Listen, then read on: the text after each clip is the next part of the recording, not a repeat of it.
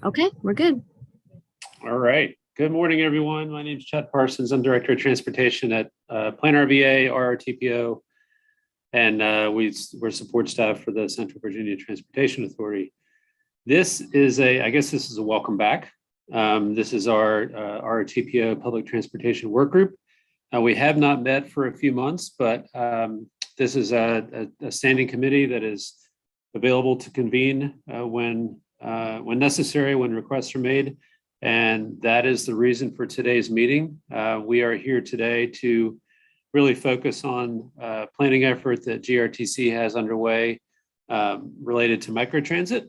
And as you can see from the agenda, most of our time today is focused on a review and an update on that project.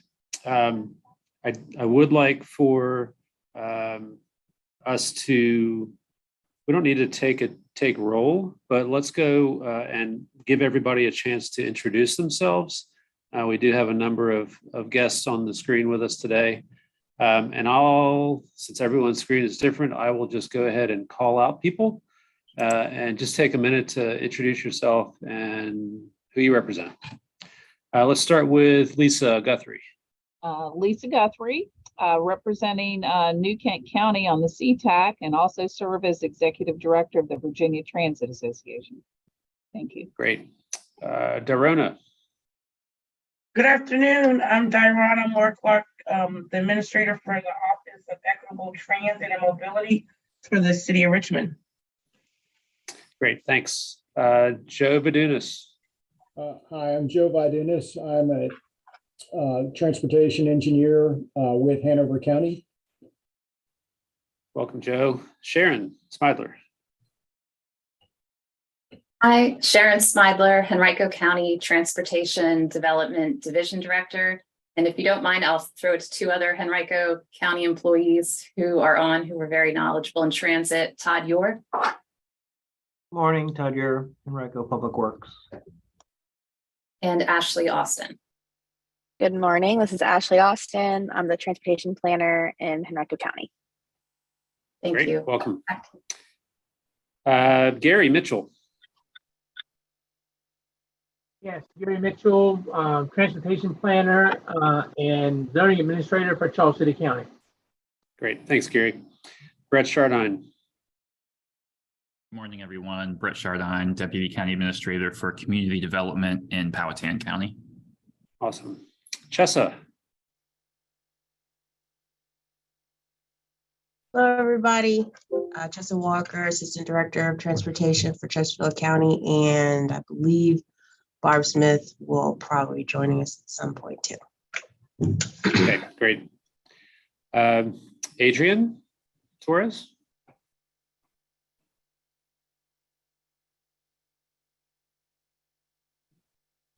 We're not hearing you. Well, not muted, but we can't hear you.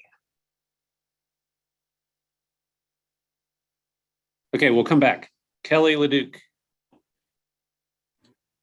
Hi, everybody. I'm Kelly Leduc. I'm the principal planner with New Kent County. Hopefully you can all hear me. I had some issues with my computer, so I rejoined on my phone. Great, we got you. Okay, cool. Thanks. Ron Spikowski.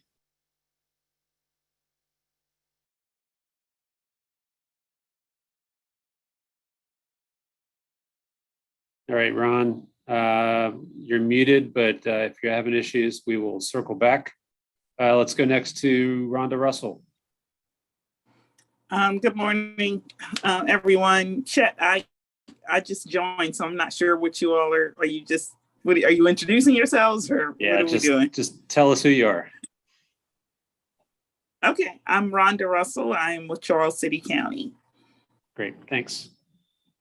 Barb Smith. Can you hear me now? Yes, we can hear you. Adrian Torres, Chief Development Officer at GRTC. Great, thanks. Barb? Barb Smith, Chesterfield County Transportation. All right, let's go to State Partners, Nicole Mueller. Nicole Mueller, MEDOT Richmond District Planning. Good morning. Good morning. Daniel Wagner. Good morning, everyone. Daniel Wagner, statewide transit planner with the RPT.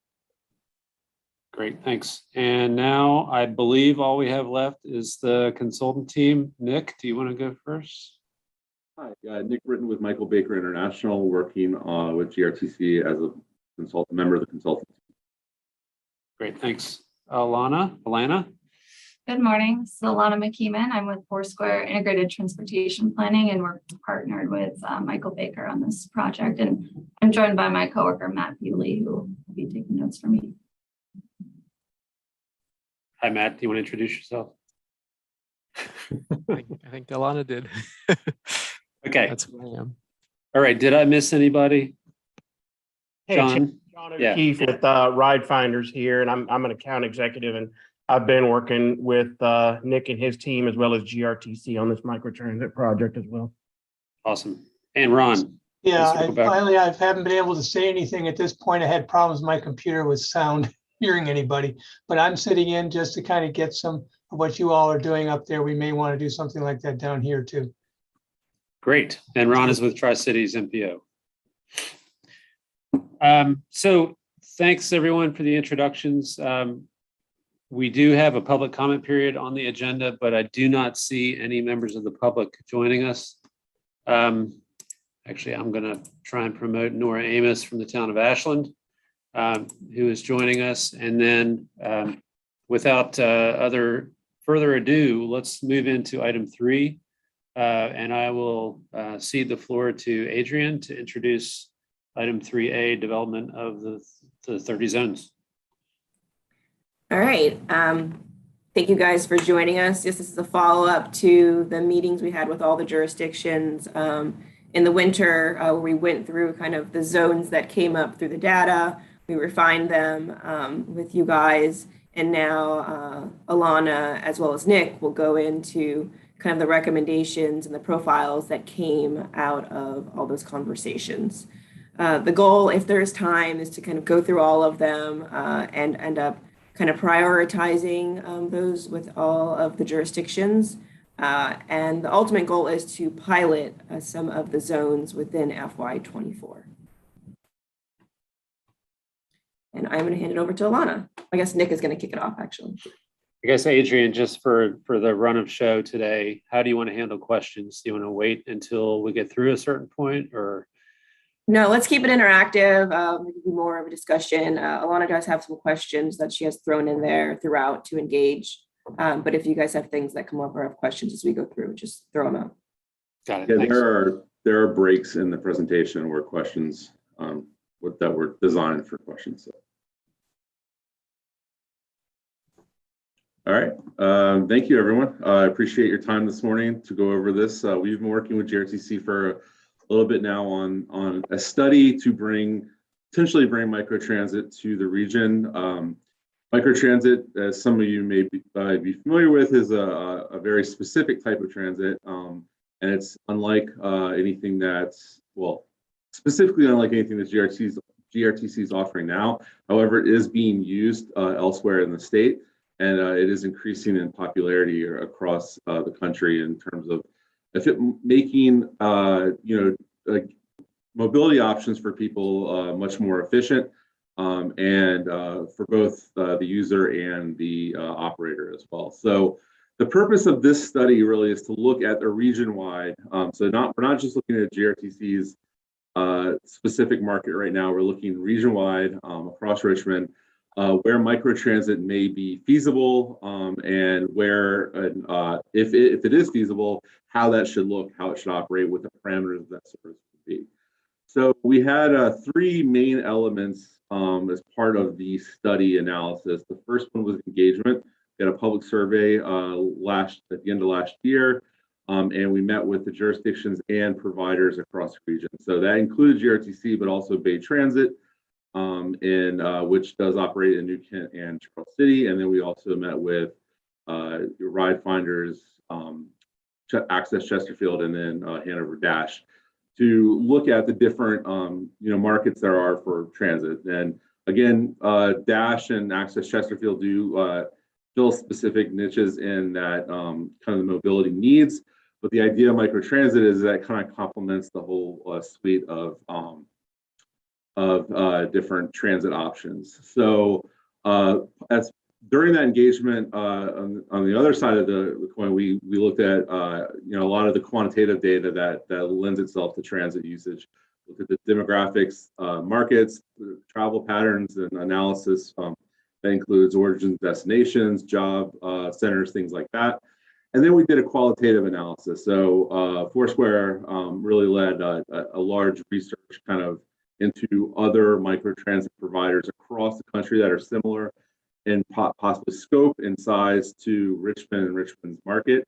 So we looked at agencies in Ohio and Texas, and I believe Michigan as well, just to see kind of what they're doing and how it looks and how Richmond can learn some of their lessons from their implementation of microtransit.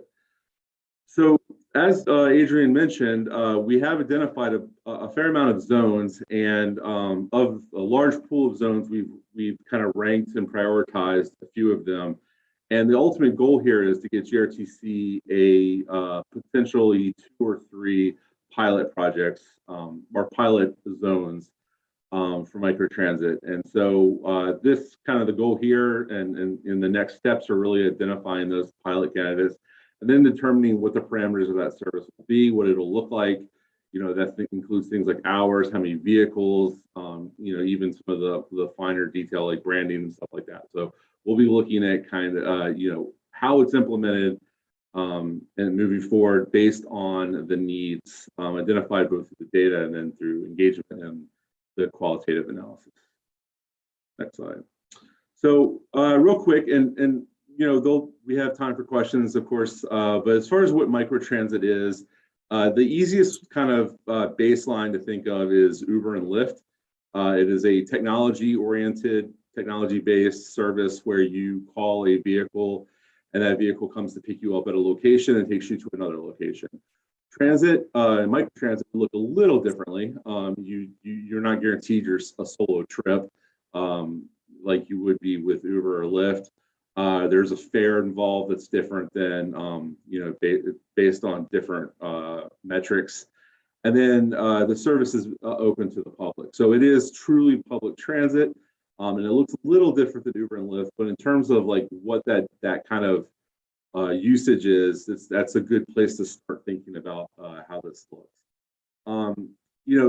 Microtransit does have a fair amount of uses. Some of the uses and options you can have are offering service where there is no current transit service, which is part of what we're talking about when we look across the region. Other areas, it's a good opportunity to provide that connection between the first and last mile. So people who may not have other mobility options wanting to get to a bus stop where there is existing service, this can fill that gap. There's a bunch of different uses, like I said, and based on kind of where we looked in the region, across the region, whether it's in more of an urban or suburban area or more of a rural area, it does fill a different niche. It does kind of meet some different needs. But overall, the concept behind microtransit is that it's flexible, it's customizable, it's a little bit easier to run because you're talking about smaller vehicles. Similar to what you see on the bottom right there, that is a bus or a microtransit vehicle out of Wise County in Southwest Virginia that they have operated a service very similar to what we're looking at here. Again, it can work anywhere. It just has a variety of different applications. So I'm going to now pause for questions and then turn it over to Ilana. So does anyone have any questions about kind of that very, very brief intro into microtransit and what we're doing? Yeah, Tyrone is being very polite and raising her hand. So Tyrone, call her first. Thank you. This is still morning, Nick. Just a quick question.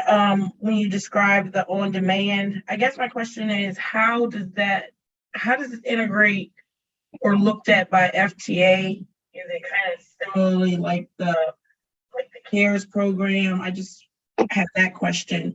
And then you talked about fares, affordable fare.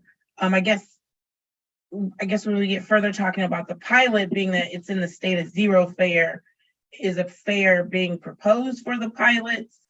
So those are my two questions. Okay. I can answer the second question first, and that we're not at the point yet where we're determining fares. That's something that's going to be part of the second, not second, but the next step in terms of what those parameters are for the service. So that would include fares, hours, number of vehicles, things like that. So we're not there yet. The fare, obviously, when I was talking about fares, I was mentioning kind of a differentiation between what you see with Uber and Lyft, which is very much based on market, like kind of the current market, and fares for microtransit being more fixed, like you would see for any type of transit. So there is a difference in the type of fare. That's why I wanted to bring up the distinction there. But we do not yet have any really pricing developed for the service, because we really don't know what the pilots that we're picking. As far as your first question, FTA considers this a transit service just like any other transit service. It does not, because it is much more flexible in terms of where it can go, it can be more curb to curb service, then it does allow more of those ADA trips that may not be possible with fixed route transit. So it does function a little bit more like CARE or a Hanover Dash or Access Chesterfield than GRTC's traditional fixed route services. Now, it depends on whether or not there's other service, whether that it's making a connection between that person's home and the bus stop, or that person's home and their ultimate destination. It depends on kind of what the service looks like, but it fits directly into that. FTA looks at it just like transit and would have to meet all ADA requirements in terms of kind of that accessibility.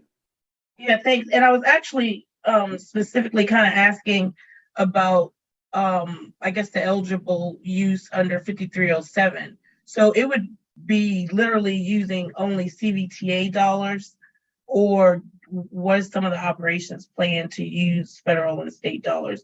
Because you were probably closer to having a deviated route, or again, it functioning much, it would have to mirror what GRTC does with its current routes. I'm just only asking the questions as we begin to develop it, that we think about those constraints that the FTA will have on how it's developed, and the use of funds, if their funds will be used at all. Yeah, and that's part of the development of the pilots, is looking at how that funding is going to take place, how it's going to come out. It would be eligible for 5307 funding because it's open to everyone, and there's no qualifications or requirements for usage. And it would just, work into how GRTC funds its program in the future. So that's something that we'll be looking at in the next step or two as well. Yeah, and the pilots, in the pilots, Dorona, we're planning on using, or recommendation is to use COVID relief dollars to start it off and see kind of the successful model. We are going to do a phase 2 after this closes out. Those were approved, the study for CVTA, to determine implementation steps, which is whether we would make policy decisions, the board, whether it does align. If we do continue zero fares, is the pilot also including that, or is that a fare that goes with it? And then, like Nick just mentioned, as far as the programming to make it sustainable, if the pilot is successful, determining what those funds are. Thank you. All right, I see 2 more hands. I'm going to go to Rhonda next. Good morning. We're excited in Charles City about the microtransit opportunities because I think the best way to summarize it is that we think those are the only real opportunities where we'll get our constituents public transportation services. Now, having said that, I'm really worried or concerned about the marketing of the pilot programs, and then what's the vision for that? Because if our constituents don't know, then it's a strong possibility that the evaluation of the pilot programs for usage would result in poor results in our community. Yeah, the kind of how it's marketed, and I can let Adrian answer this too, but we're really not at that point yet. A lot of the marketing is determined by what are the parameters of the service, and that includes, like you're talking about, the fares, the hours, things like that, and what each pilot may have different. I mean, each pilot zone may have different hours, because it's not necessarily like a system-wide thing. It's much more geographically based on certain segments of the ridership area. So there may be different hours based on the needs. You might be talking about different a bunch of different variables there that would affect the marketing. So that's the kind of the next step after the next step, so to speak. It's really kind of how we take all the information we've gotten from these, the outreach and the qualitative and quantitative analysis, and then determine what the parameters of the service are. And then that's the next step after that, is making sure that whatever marketing is done is really highlighting or capturing the people that we want the service to use or need this service, or have mobility needs like that, and then making sure that there's a successful kind of program built around that. Yeah, Rhonda, yeah, there would be a very robust marketing strategy to go with it. I mean, even to the beginning of this presentation, no one really knows what microtransit is, so why would you try it? So we're anticipating in the beginning, and you'll see as they go through it, that there's a range even in cost, assuming that no one's going to know what it is when it starts off. But as people do get marketed to, and hopefully it is successful, then the cost will increase as we go. I've already given our marketing team, knowing that we are going to do pilots, a heads up to start thinking about ways to market this so that it is successful. As Nick mentioned, in the phase 2, we will be working with you guys in a more refined level to know who do we need to market to, who do you think will actually use it, so we can actually target that. Got it. Thank you. Mm-hmm. All right, I see 2 more hands, and then we're going to move on. Lisa, you want to go next? Yes, thank you. I wondered if the ridership numbers are going to be reported to the National Transit Database, and for that matter, to DRPT for the merit formulas for operations. So if you could comment on that, please. Yes, it'd be reported just like any other transit ridership is. If it's using 5307 funding, GRTC already reports its ridership, obviously DRPT and NTD. So NTD. So yeah, it wouldn't be any different in that. It really effectively. It's a shared ride, so anything that's a shared ride would have to be reported to NTD. I mean, basically, at the end of the day, it's a new type of transit, but at the end, it's really just public transportation. So it doesn't really. It just looks a little different than what we may be used to. But at the end of the day, it's still treated as such by FTA and DRPT. And Todd.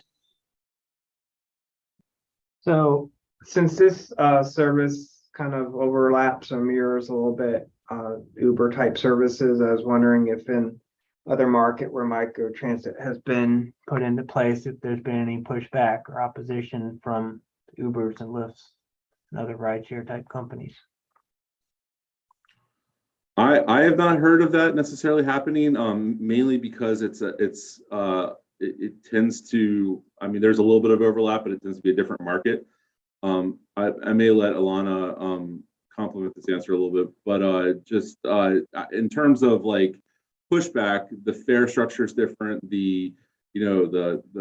Not guaranteed a solo ride. I think that's a big piece of it. People are, if they're willing to pay the extra money for an Uber or Lyft, they're kind of doing that just because they can, and they might want a ride by themselves and not have to stop somewhere else on the way to their final destination. So it doesn't seem to be a lot of pushback, and especially in Virginia, where I've seen it been implemented, but also I haven't heard of any of that nationwide.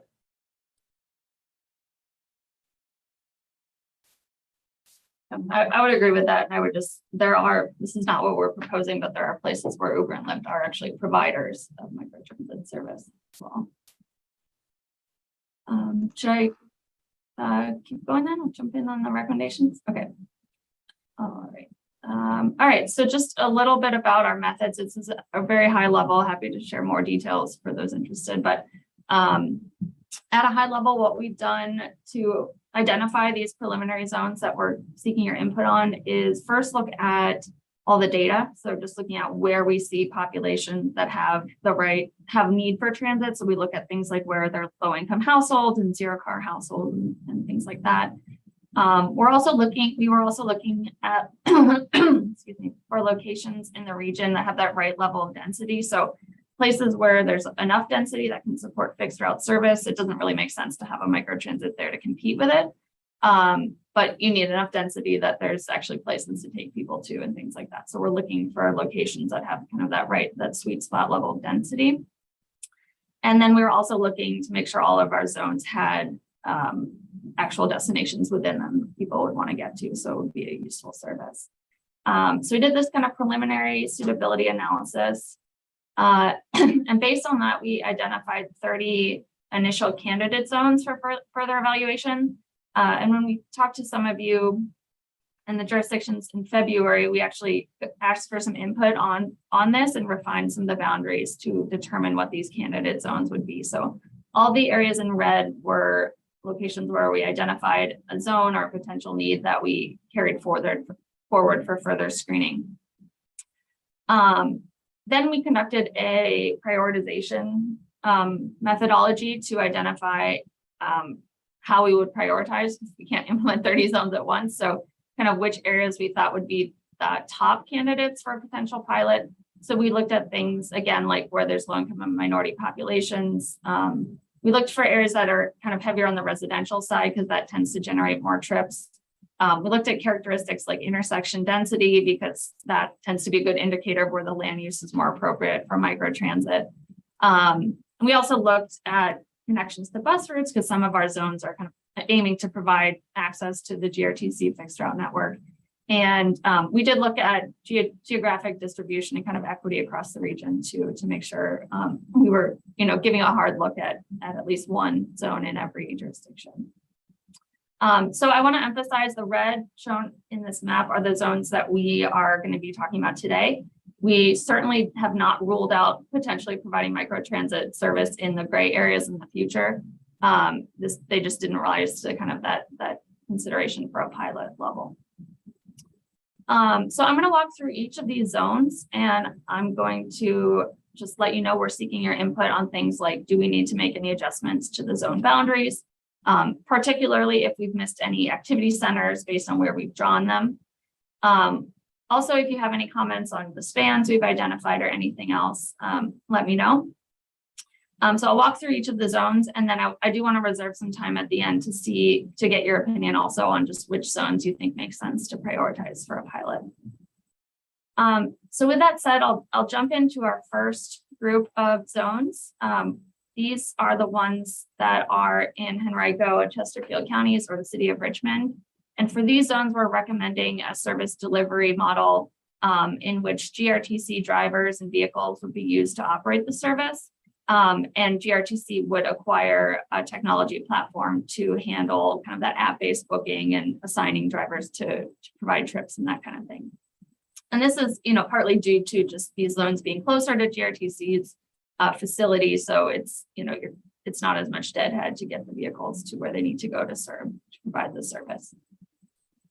So our first zone here is the East Highland Park Mechanicsville zone. This is an area that is both in Hanover and Henrico counties, and it includes key destinations like the Bon Secours Medical Center, Hanover Square Mall.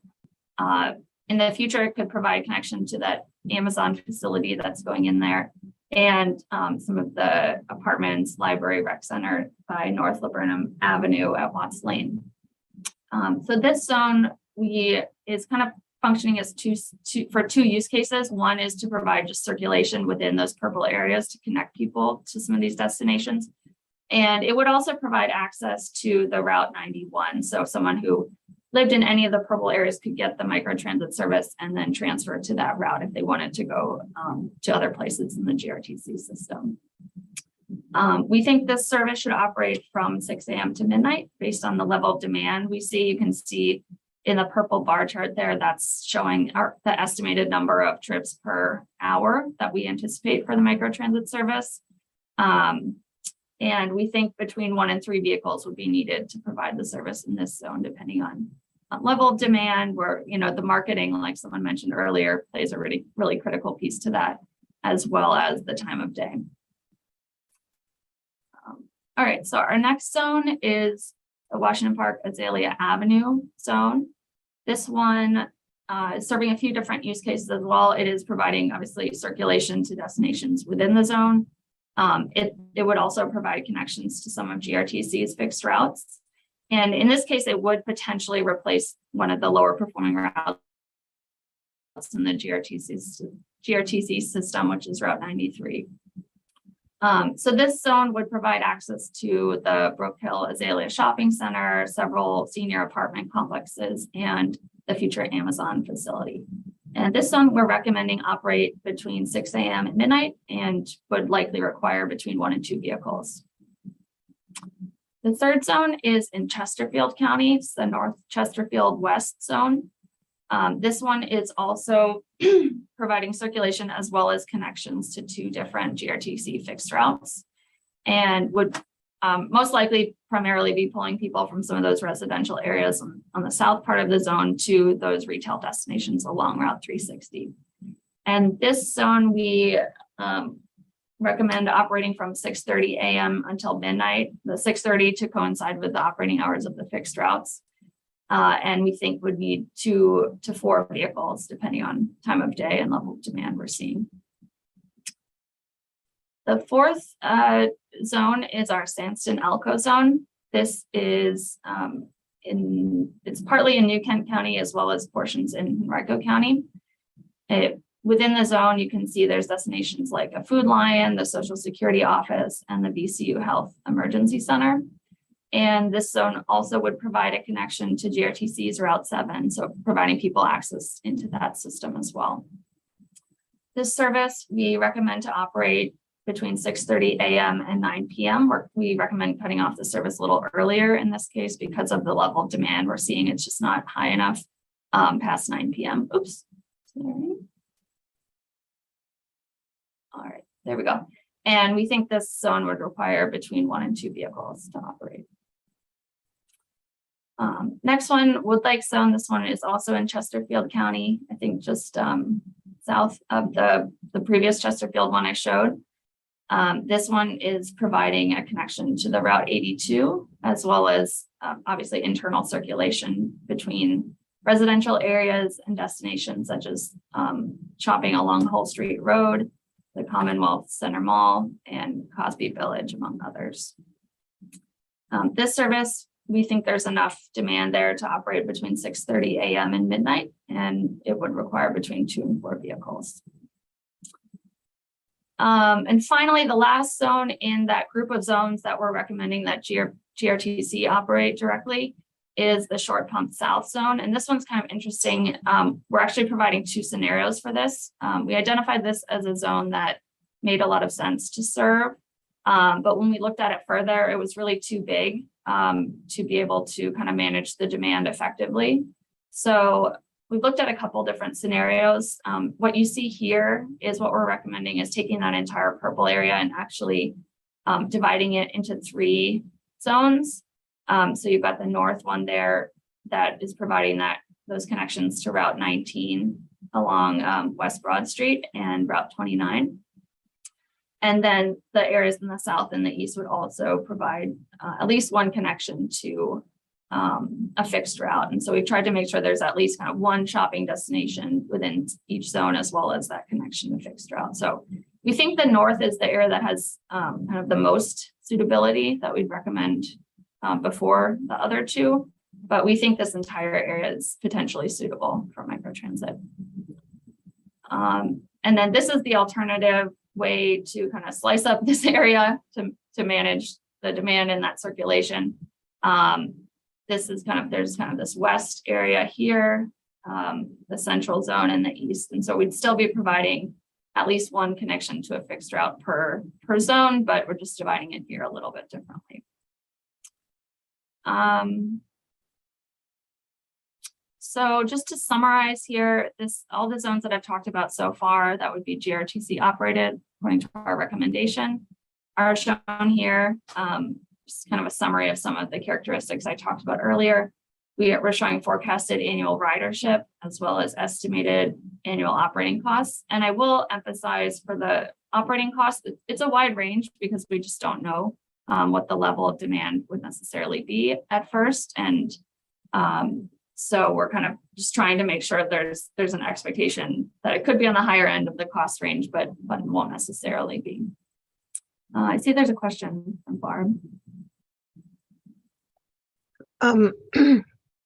Hopefully this is the right time to ask. I'm a little surprised about the Wood Lake zone as far as demand goes.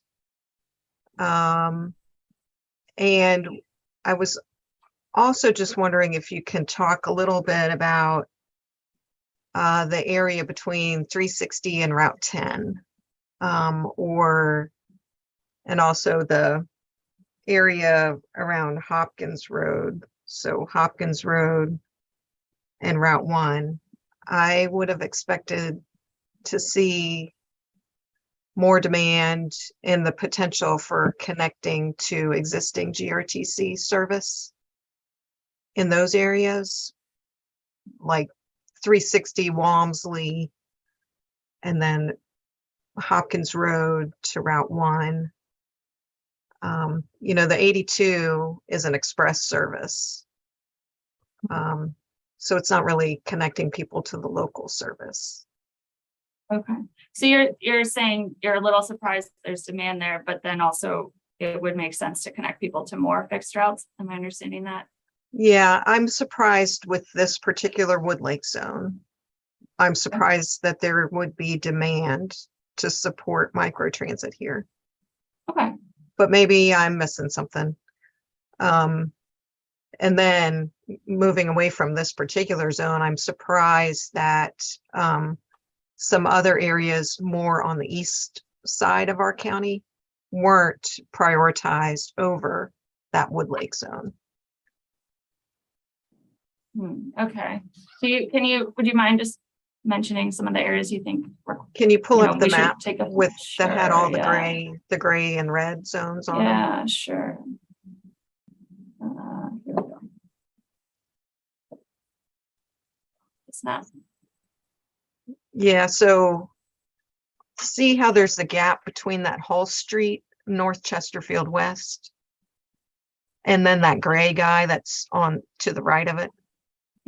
Okay, this area between these two zones here. Yeah, so I'm surprised that area wasn't picked up. And I'm also surprised that the area under the label North Chesterfield West didn't come up as a higher priority than Wood Lake. Okay. Yeah, I'm looking at our suitability analysis here. For whatever reason, you know, the data that we looked at didn't show quite as high suitability in that area. But that being said, this is exactly why we're having this conversation. We'll definitely go and, you know, take a look at that area and see if, you know, the data kind of aren't telling the whole story there. So yeah, really appreciate that comment. And maybe adding Route 10 to the map would make, Route 10 has always been a tricky road. People really want to, or, you know, some people in the county have really wanted to get Route 10 transit, some sort of transit on Route 10 to connect to the government center. But the problem with Route 10 is there's just really no density on it.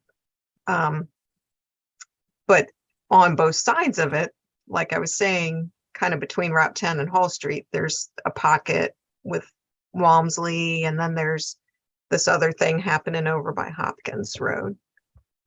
But we can talk about that more maybe offline. Okay, yeah, that's super helpful. I will say too, I know Nick and Adrian are working on regional transit plan, and obviously we know microtransit is not operating in a vacuum. So, you know, connections and figuring out how ways to serve people best is also kind of an ongoing process. But thank you for that comment. It's really helpful. Thanks. Well, Lisa. Yes, I see that you've got a little, if you can go back a slide. you've got a little bit of the corner of New Kent going into the Sandston area. But I wondered, and maybe some of the Charles City people can comment on this. I don't know what connectivity you're showing there for Ruthville and Providence Forge, because I don't know that that even takes people to a grocery store. So I just wondered, what are the destination points there and why did you arrive at that configuration? Yeah, great question. We will actually, I'll go into details on that zone when we go further. Okay. As I mentioned earlier, we did try to kind of make sure we had considered a zone in every single county. So that was the one where we saw the highest suitability and decided to look at it further. In terms of the Providence Forge one. In terms of your question on this one, it looks like we kind of extended that portion into New Kent County to be able to access the Food Lion and some of the other destinations there. Not sure if that answers your question. No, go over when you get to the Charles City one. I'd like for you to talk about why that was selected. Okay. Well, this is Rhonda from Charles City. I assume you introduced this as the first set of priorities, so there are others that you're going to talk about. Is that right? Yes, as I mentioned, I just first took that subset of zones that we're recommending that GRTC operate. So I'll jump into the next group shortly.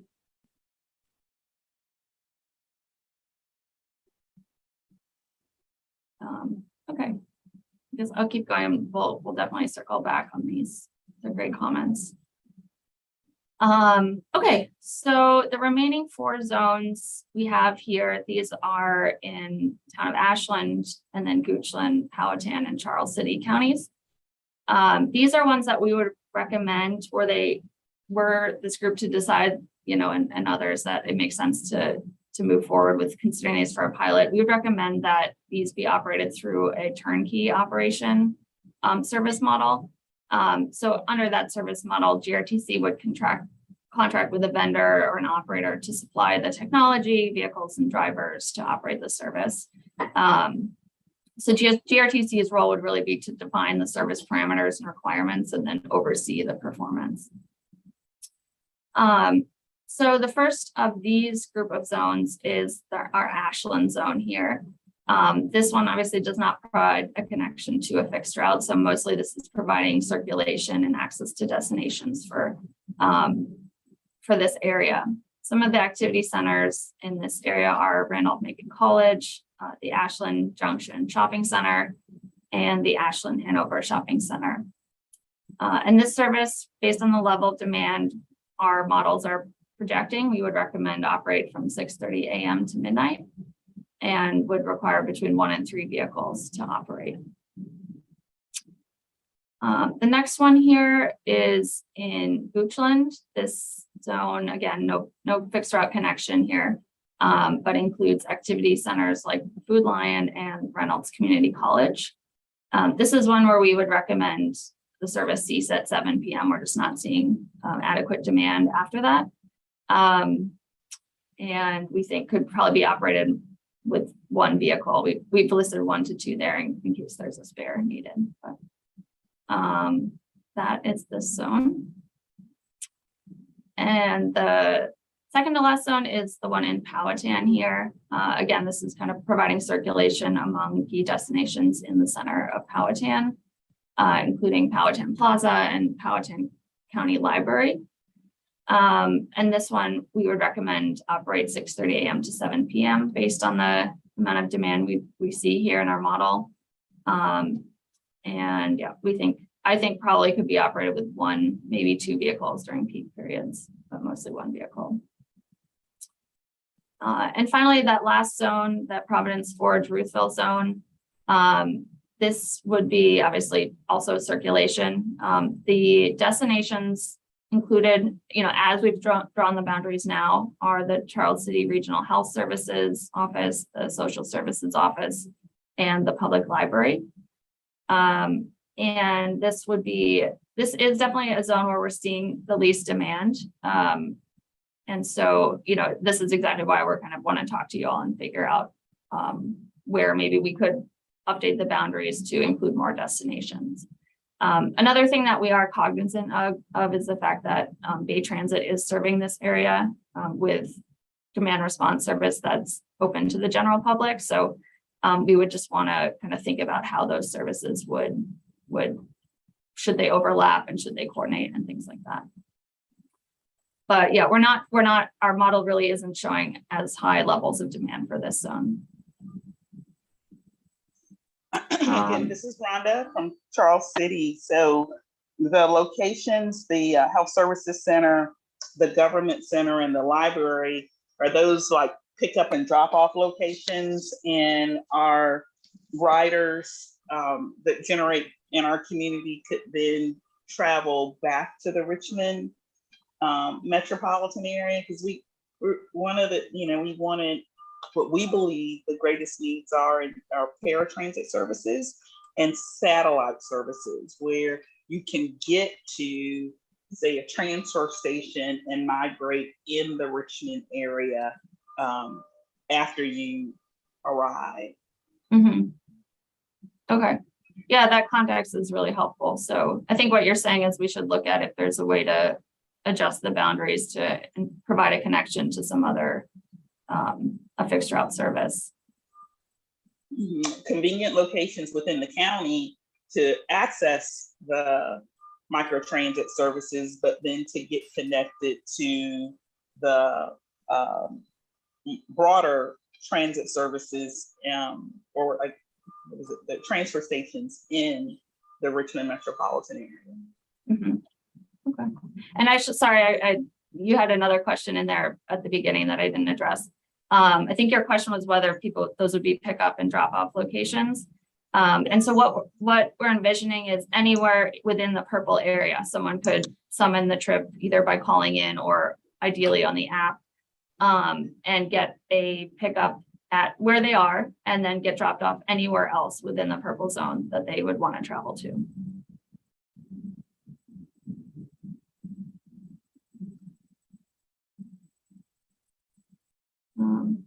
Joanna? Thank you. I guess this comment is more for Adrian.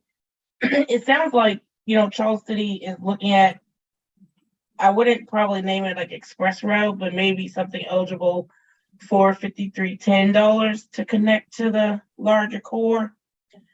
And then just a question on the GRTC operated versus the turnkey.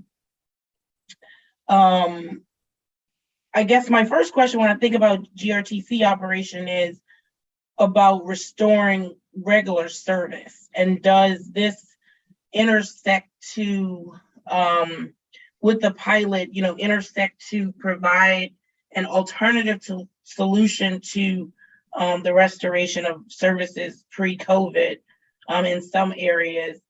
And then if not, how restoration of services are being considered with this effort. And then I guess just being in some of the board meetings, just how the relationship with the turnkey and the union works. Is it something that is not so much eligible but allowable?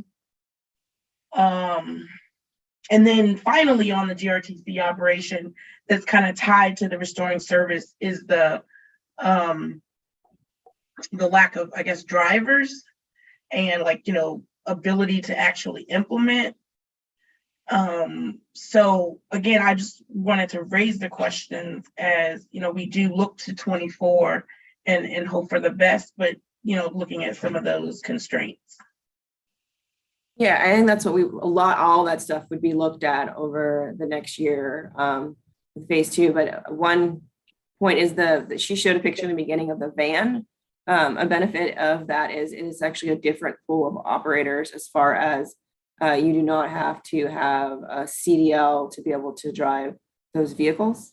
We have actually explored that in some of our, I guess, less demand routes themselves, is maybe they should be smaller vehicles so we can have another pool of resources that could go to it.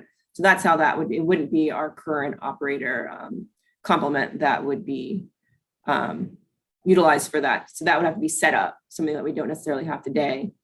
And then we could explore, though, if it is a pilot, and maybe it is just a turnkey model that is done even for the deadhead boundary, as we call it, meaning it is less expensive for us to operate since we already operate within there today.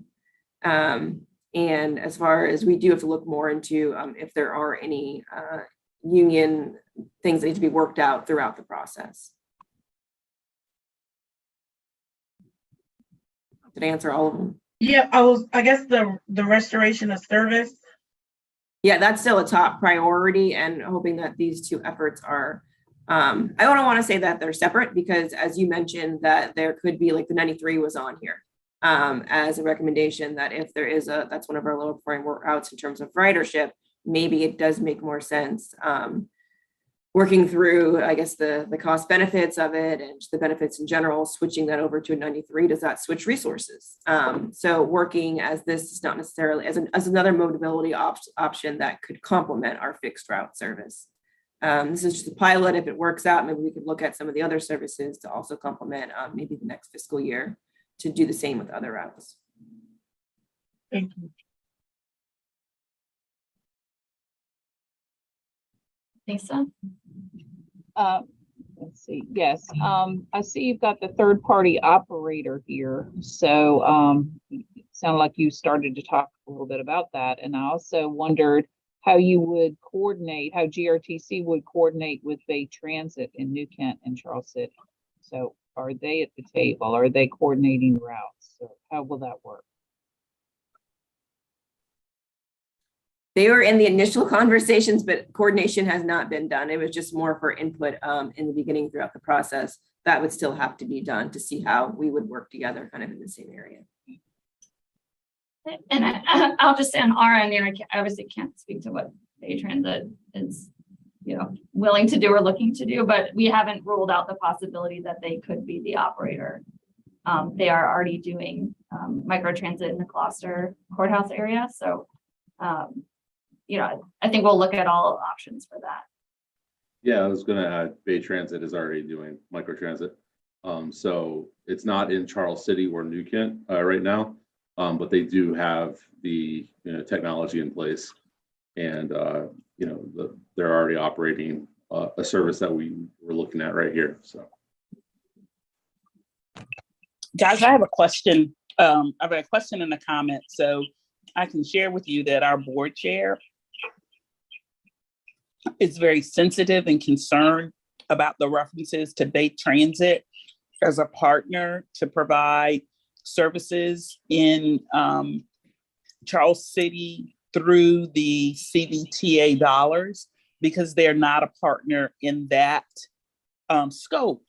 So let's just be real sensitive to even the suggestion that those services are provided by Bay Transit in Charles City County, because Bay Transit is not a recipient of CVTA dollars, regional dollars or local dollars. They do get money from Charles City County from our operating budget. And so that if that lineage continues, especially in a public forum, I can guarantee you that Bill Cota is going to lose it, because he has with us. He's made it very clear. What is it, a 33% increase in GRTC's budget as a result of CVTA dollars? And Charles City deserves to benefit from those resources as well.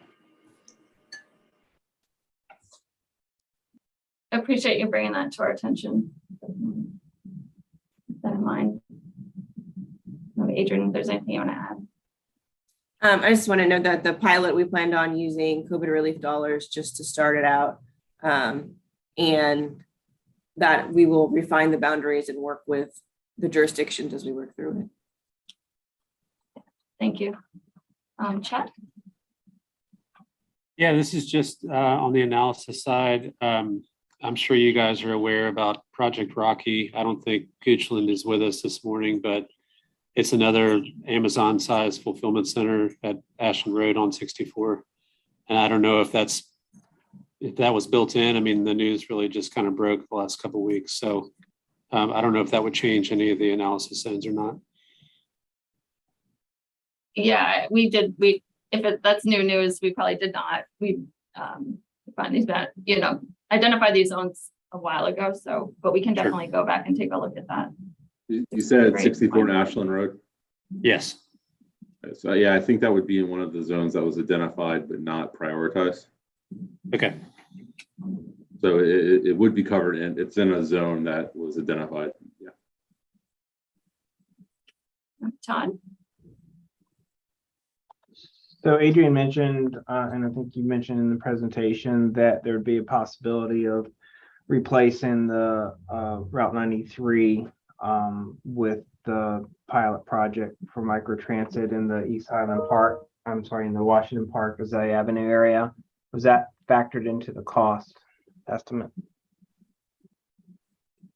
We were only, so the costs you're seeing on the slides are only just looking at the cost to operate the microtransit component. We did not, subtract from that based on savings from eliminating a fixed route. Okay. And second question, for the short pump service that has the 3 zones, would they need to either all operate or could they be broken out into individual zones? And if they do all operate together, would there be overlap in those zones for that service? Mm-hmm. So I think our recommendation, depending on which scenario we go with, I think we were leaning towards scenario 1, would be to implement that north component of that zone first.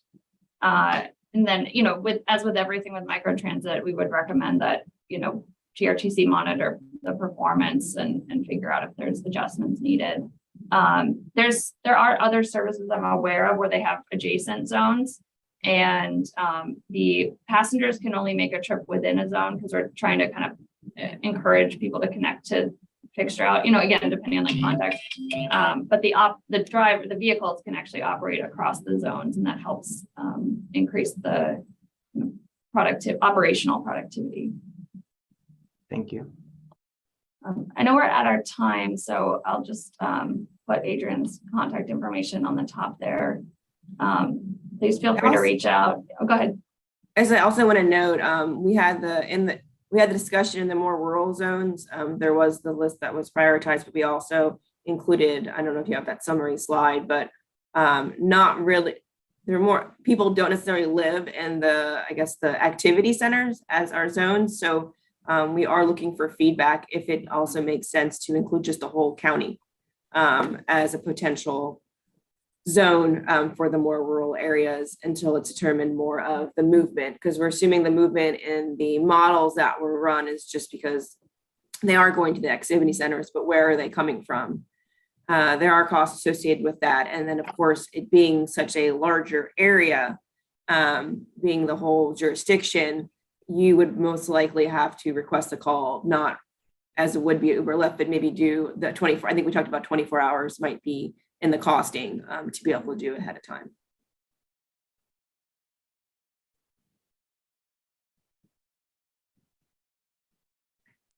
Do you mean 24-hour services? I don't. No, it would. So, like with Uber, if you are making a request, you can call right then and make your request, and they give you your wait time, knowing that it's the whole jurisdiction and you only may have 2 operators who are actually have vehicles in the area. Just to manage the expectation and demand, you might have to make a reservation for that particular driver 24 hours in advance, opposed to an hour in advance. And is that, to me, that seems to follow like a paratransit model. But like if someone were just trying to commute to a transfer station regularly for, employment, I think that should be, if we're considering something like that as a microservice, that ought to not be something that you'd have to reserve, but something that's pretty consistent. Like, and the way I'm, I just know from serving in another community that it took a while to build up, but there was like a commuter parking lot. It was WADA commuter parking lot in Surrey that had, peak hour times for pickup and drop off. So that is something that I think would work in our community once constituents are aware that it exists and it's reliable. So I mean, what you're describing is a little bit different mobility option than, I guess, the microtransit model that's presented here. I think that what you're recommending is a need that we'll have to look in and explore what could be looked at to kind of fit that need. This one is more of people staying within that particular area who just need to go to the grocery store, who need to go to the doctor, kids getting picked up, just things within your particular zone, moving around within it. And then if there is a fixed route, if there is one close, then connecting to that. You're describing more of a, Jerona called it more of an express route, but something more of that model that would get you from that particular jurisdiction to more of the jobs in the downtown area. So I don't think microtransit in this particular setup would solve that, but we could look at what else could work to kind of get you to the downtown area. So I guess then I'm confused about then the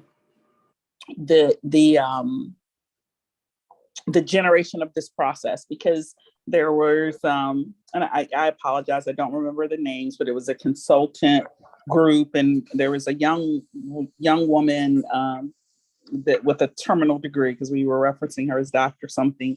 She spoke with New Ken and Charles City and me, and at that point our representative on CVTA and RRTPO, and they asked, well, what are our microtransit needs? Like, if we were going to expand services in Charles City, what is it that you need? And we're very consistent about what those needs are.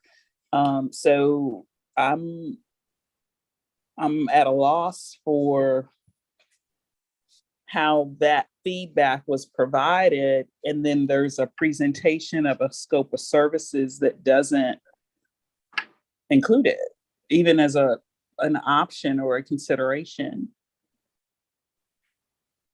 I mean, I think that's why we're here, going back and after taking the data and then getting the feedback from you guys initially, and now there's an opportunity to react to what is, I guess, being proposed within the zones. This is still step one. This is definitely in its infancy as far as going back and being able to refine it. So don't think that it's set. We are far from this being set. We're going to doing a whole nother phase with it. So Alana, I mean, you have those comments now. As far as who you spoke with, I mean, this would have been the same group that you spoke with before. The only person I'm not here would have been Jessica. I think what Rhonda's remembering is when we did the governance. Transit governance with AECOM. Oh, okay. She did have, yeah. That was a whole different issue. Mm-hmm. Hey, Adrian, and I'm thinking ride finders may be able to help Ms. Russell, with as far as people living in Charles City County trying to commute to work to Richmond. That's definitely something that we here at Ride Finders can do. We have van pools that depart from all over. That's definitely something that we could help Ms. Russell with. I think that sounded more like maybe a van pooling thing as far as helping employee or helping her constituents get to work in the Richmond area. And I'd be glad to connect with her offline and we could talk about that if you'd like to, Ms. Russell. Well, I mean, thank you. And I appreciate it, but and not to sound, like negative Nancy, but at least one member of our board feels like GTR got a windfall in terms of additional resources through CVTA, and you don't currently provide services in our community. And we want services in our community, but the services in our community that would benefit our constituents. Because we're a rural community, so our needs are different and unique. So,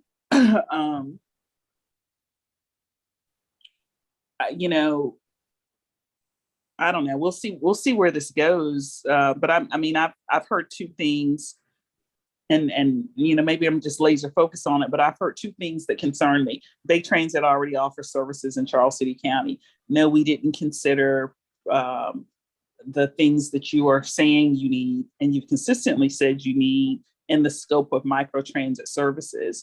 And so the Ride Finder is a service that's currently offered. It's not an expansion of additional service. So we want to improve service delivery and the quality of life of our constituents by offering more. And right now, I'm not hearing that there is an expansion of services proposed in our rural community. Now, what I'm hearing that's promising is that it's still open for discussion and development. Absolutely. This is just, so we still have what we went through with the regional public transportation plan, where we more or less have a list of what the jurisdictions prioritize as fixed route. That list still exists. And this is in the conversations when we had the initial regional public transportation plan was, okay, fixed route is limited. What are the other options, especially considering areas where fixed route would just never work? So that's why we kicked off the microtransit study to look at ways that we can either connect to fixed route or areas that fixed route may not serve, how we could serve those particular areas. Of course, there's limitations where if it is too rural at this point, you're not connected to a fixed route.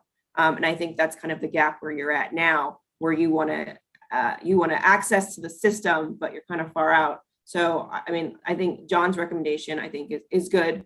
But I think we need to probably meet with you, as you mentioned, offline and kind of just get more into your needs. We were peripherally in the governance conversation, so I did not hear, I guess, specifically that, but we can talk to you about what that would look like. Jerona mentioned some funding opportunities in addition to that we can look at. But and then you mentioned the dollars related to CVTA. I just do want to point out that the majority of dollars that do go to our from CVTA do maintain our current service levels. Of it, about, I think it was $22 million went to just maintaining the service that we operate today. And we have set aside and reserved the rest of their money for each fiscal year to go towards these expansion priorities. With these particular dollars and starting off the pilot, this is not even using CVTA dollars, because whatever we spend towards CVTA would have to go through the full approval process, but we want to pilot it to see what is successful. But we do want to find something that would kind of work for your jurisdiction and understand it in a planning level.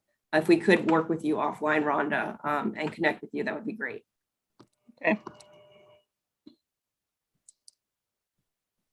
Jerona. Thank you. I just had a quick question. What are the next steps and maybe the next steps for this group and the next step for this study? I think we'll send this out to you guys so you can look at the zones themselves, get a lot more detailed information. If you want us to send also the interactive maps, that's helpful to kind of hone in and on the different zones to see the boundaries. Like I said, this was from data as well as including survey, as well as meeting with you guys just one time.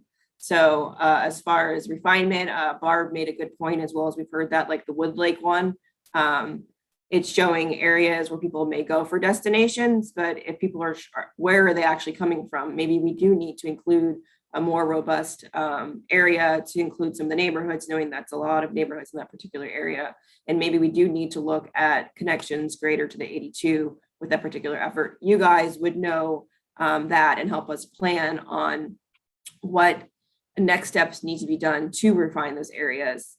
But look at them now, give us initial feedback. I am going to be writing the scope for what I'm calling phase 2, which would be working with you guys once we kind of prioritize the zones, actually refining the zones to be able to come up with a top list to then recommend to our board to move forward. But we want to have, of course, consensus on what those are for FY24. And if there's any potentially ready for maybe the latter of FY23 as well. So after that's done, I would say, Chet, we probably should set up another meeting after we'll have the opportunity to look through it, to actually go through the priority list. I'm thinking of something that we did similar with the near term for the transit vision plan, where we ended up with the full, it was like a matrices of priorities, kind of ready now, ready in the next 3 to 5 years, ready to 5 to 7 years, and work through it. We do currently, and this is just what we had put at that point in time with our COVID relief dollars, estimating maybe 1.5 for 3 years for piloting, so annually. That doesn't mean that we can't go back and make an actual recommendation and see what the request is from the board for actual spending for the pilots. But if we could come up with a list to just react to and then move forward to for studying in phase 2. Sorry, that was a lot.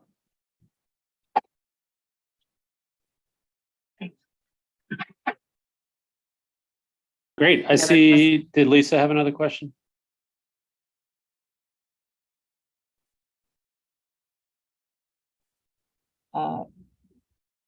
No, I don't have another question. I forgot to put my hand down, but thank you. Adrian, I did send you a message. So I'm happy to talk with you further about that. Okay. Thank you. Great. Well, thank you everybody for sticking around a little bit longer than we had scheduled. I think this was a great overview of the project and gives everyone a lot to think about and digest. We will look forward to the distribution of the slides and the, I guess, links to interactive maps would be awesome. And we'll also include both of those things in the meeting materials for today. If you need to go back and watch this again, it's recorded and it'll be on YouTube. So that will be a resource as well if you needed to share it with other folks in your agency.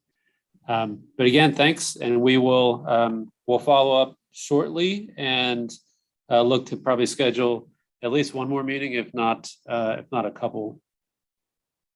All right. Thanks, everybody. Thank you. Yes. Thank you.